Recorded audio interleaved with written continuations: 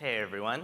Always fun to go after lunch. Hopefully, some sugar treats are in you so you can kind of stay awake and stuff. But hopefully we'll keep this interesting too. So real quick show of hands.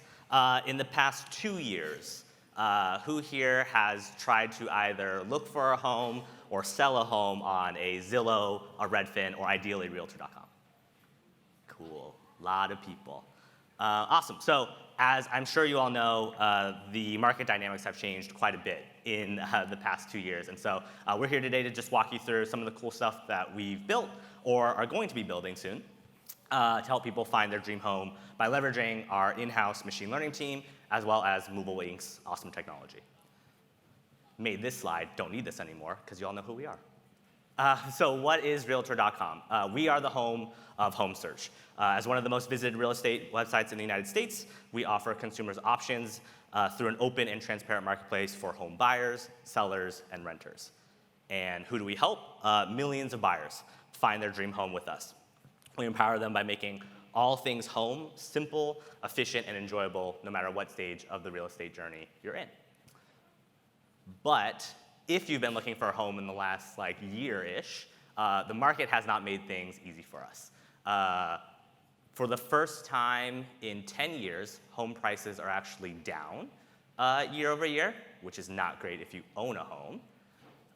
And if you're planning on selling a home, it's incredibly difficult for you to find a home that will have a lower monthly payment than your current home because interest rates are higher, right? So New York Times is saying, this is just the year of disappointment. So what a great time to work in real estate. And similarly, home buyers are super eager to buy at lower prices, but sellers are not selling because they can't find a new home with a same or lower payment. So it's real gridlock. And then our own Realtor News and Insights teams have flagged that the biggest wild card of all is mortgage rates, right? Whatever the Fed does, they're going to do, and we just have to adapt to it, right? And so it is a really tough time, no doubt. Real great way to start off this deck. But more than ever, we really believe that home buyers need CRM. As a top 3 traffic channel at Realtor, we are a crucial channel using email, app pushes, in-app nudges, and web pushes to drive traffic and leads and ultimately help people find their way home in this real estate journey experience. And so, given all those headwinds that I mentioned earlier, how can we as CRM better help our customers find their way home?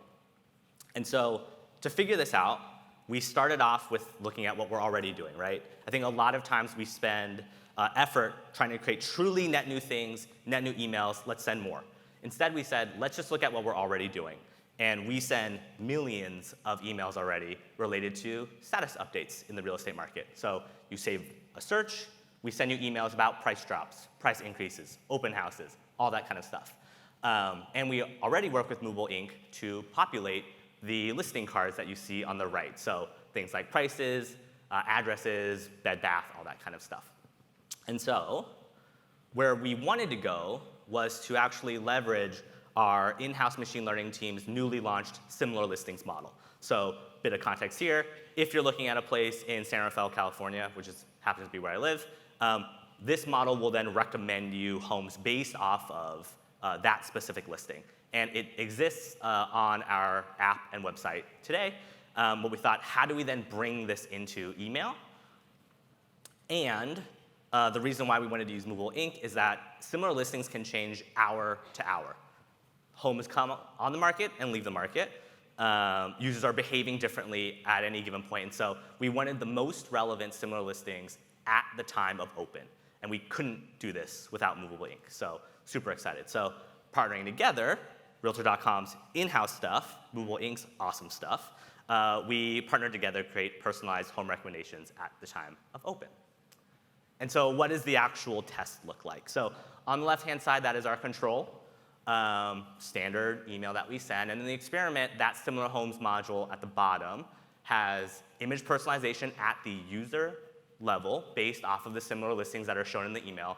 And it references our external API to then pull those listings, which Ivan actually created. And so how did it do? Double-digit lifts all around. Hooray! Always really exciting stuff, right?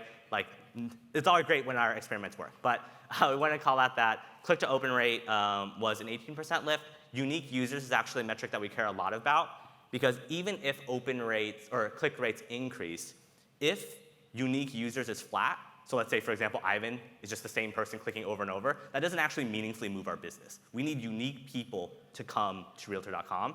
And with this experiment, we also saw a 12% lift in unique users. And then in terms of revenue, we monetize off of lead submission.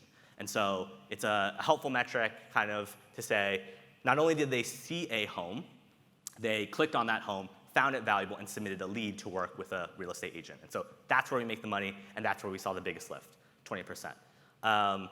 And so there are many other models that our data science team has that we're really excited to then test against similar listings, like recommended for you, recommended geo, things like that. And all of that will be built in partnership with Movable Ink. So just super excited. And, but in terms of other really cool, fun stuff, I'm going to hand it off to Ivan to speak to something he's been working on.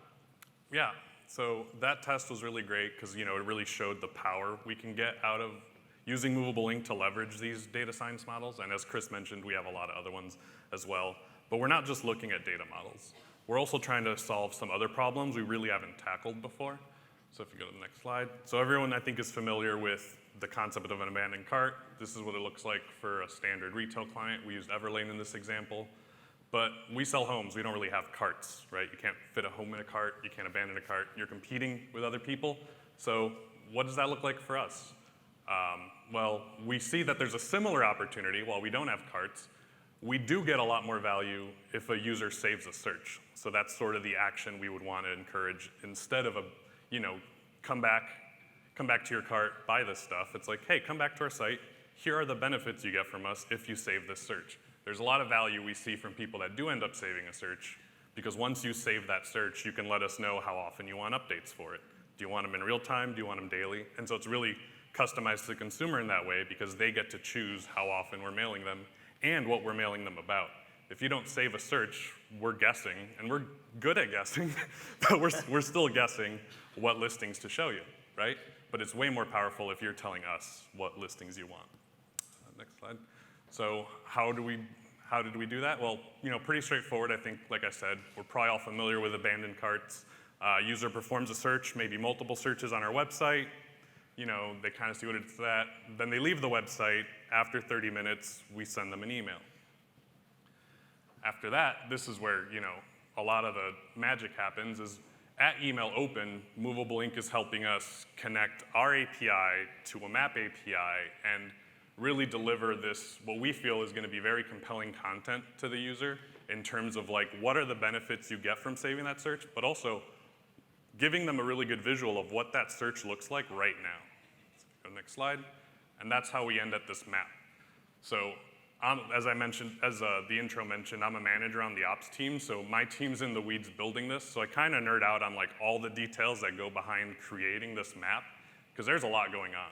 So if you think about it, when you open an email, we are taking your search, we are sending that information to our API. Movable Ink is taking up to 50 different map coordinates, as well as prices for homes, reformatting those prices into a custom pin, pinning them on the map, and then zooming into the right level based off of where those listings are, and rendering this map in under a second, as well as showing you what your search criteria is at the bottom, so you get a sense of oh yeah, I did search that. This, you might have searched 10 different things, but we're sending you an email based off of the one we feel is most relevant to you. So we include the filters you used at the bottom. We can't include all of them, so we have a little more plus option there just to acknowledge that there is more behind the search. The consumer who ran the search will be more familiar with some of the more granular details they did, and then we just encourage them to save their search, tell them they can get notified as soon as new homes match that search, and we're really excited to launch this test. It's something we're actively working on right now. Cool. And I think building on what was mentioned earlier around one-to-one personalization, right? This map at time of open will have the most relevant homes based off of one user's specific searching criteria that will then land in their inbox and then at time of open be fully personalized to them. And so it is non-trivial amount of work that Ivan has put into making this, but yeah, as mentioned, we're just super excited to get this out there and have our own version of an abandoned cart in, I guess, the next couple weeks. Yeah, we think it'll drive a lot of engagement. Like I said, we've also played around with the idea of like, we know when the user abandoned its search, we could potentially highlight which ones are new. Like they're gonna have potentially pins on here they haven't seen yet with the way the housing market works, particularly on busier days of the week. Yeah. So, yeah. Awesome. So we are super fast. That's actually all that we had really wanted to present. But we actually are down to like take questions if anyone is curious about either the work that Ivan has built or some of the stuff that we've already done on like similar listings. Yep. Yeah. Thank you. Yeah. Cool.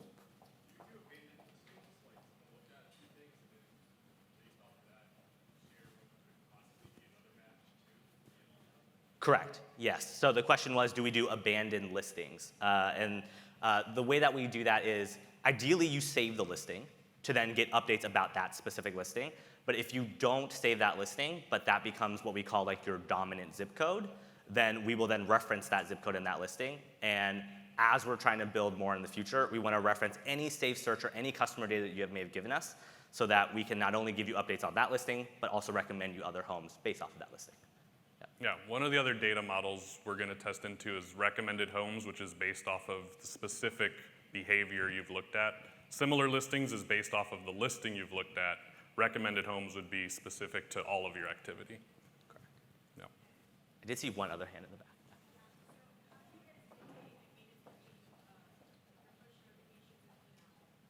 The question was, how do we dictate the cadence of push notifications and email? Cool. So it is very journey-based, right? And so the idea right now is we want to send you the most relevant communication at the right time in the right channel. Might be kind of pulling the curtain back a bit, but we actually did talk with the DaVinci team about this, right? Send time optimization is really interesting to us. And so we actually just spent some time talking with them and look forward to chatting with them after this event to learn more about how we can do that because, right, we don't want to over-communicate. We also want to retain our subscribers as much as possible in the relevant channels. So I would just say the answer, the TLDR is like more to come. Yeah. So that's the benefit of saving a listing because you get to tell us how often we mail you. But otherwise, we tend to go towards daily summaries as much as we can. But yeah, if you save it, you let us know, do you want real time or do you want daily? Those are the two options. Yeah. Yeah. Right there, gentleman back there. What percentage of your home searches are authenticated and addressable versus anonymous? The question was, what percentage of our home addresses are authenticated versus? The searches. Oh, the searches. Are they logged in? How do you address them for email? Oh, got it. Oh yeah, they have to be logged in and signed up for our emails. So they're marketing opted in. That's your question. But yeah. Yeah, in order to save a search, you need to register for our site. So then you're logged in, and the default is for opting you into marketing email. But then again, you have the option to select at a search level which ones you want to be notified about. And I think the other maybe question might have been, for those that are not logged in, what are we going to do? And I think you're actually touching on something we're working on in quarterly planning, which we'd love to have you in the room maybe, is around registration, right? So registration is a huge, important part of all of our channels, right? You cannot communicate to a customer who you don't have their email address or their push opt-in preference, right? So a large part of this work has been, we have a large pool of millions of buyers already.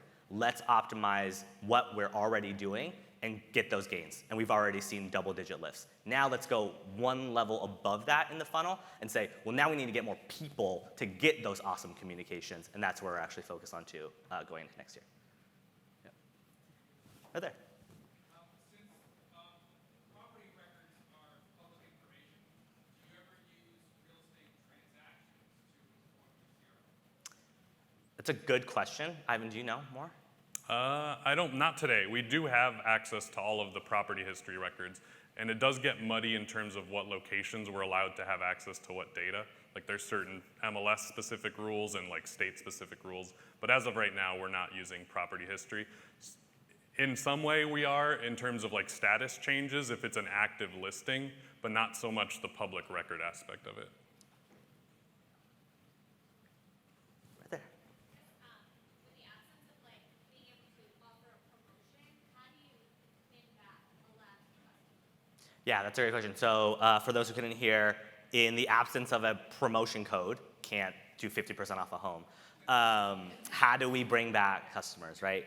And I think a win-back strategy is something that we are looking into. I think as of right now, it is largely about where are they at in the journey of buying or renting, owning or selling is one of the most important things we look at. And so depending on your cohort, if you're an owner, you may be lapsed in terms of like visits and lead submission, but maybe that's okay. But then another metric that we care about is we want you to come back and claim your home and get insights about how your home price is changing or how other homes in your neighborhood are going on the market and what they're selling for, right? And so for us, it is largely cohort-based when it comes to like behavior, because a definition of lapse might be different for someone who's like a buyer or renter or owner or seller. Yeah, cool. Right there.